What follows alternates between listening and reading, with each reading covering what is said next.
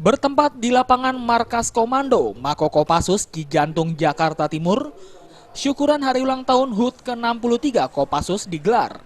Acara syukuran ini dihadiri Wakil Presiden Yusuf Kala, Panglima TNI, sejumlah Menteri Kabinet Kerja, mantan Danjen Kopassus, tokoh nasional dan juga putra mantan Presiden Soeharto, Hutomo Mandala Putra atau Tommy. Dalam sambutannya, Wapres memuji kepatriotan yang ditunjukkan Kopassus dalam menjaga NKRI. Karena itu, JK meminta prajurit Kopassus dapat menjaga kekompakan dan semangatnya di tengah keterbatasan alutsista modern.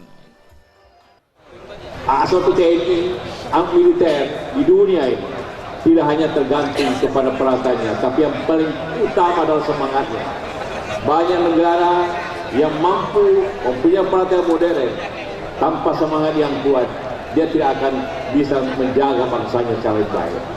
Dengan semangat yang kuat, keahlian, pengalaman, dan juga skill yang hebat, tentulah harapan kita semua kepada Kopassus dan seluruh angkatan TNI Polri untuk menjaga kesinambungan dan bangsa yang hebat.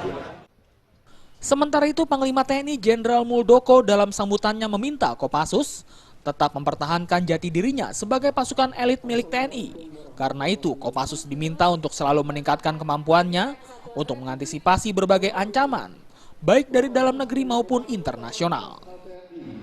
Saya tekankan kepada segenap prajurit Kopassus untuk terus meningkatkan kapasitas dan kapabilitas yang menjadi kekhususannya, serta memelihara sikap humanisme yang menjadi karakternya dihadapkan kepada pergeseran dan perubahan paradigma tentang perang, serta paradigma operasi militer di era globalisasi.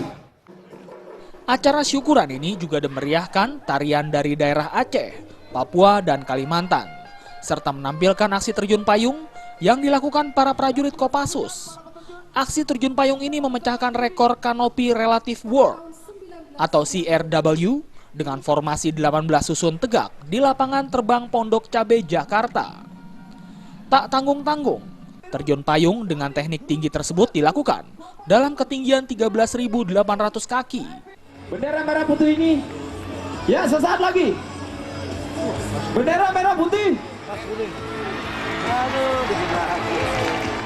Dari Jakarta, Hamjati melaporkan.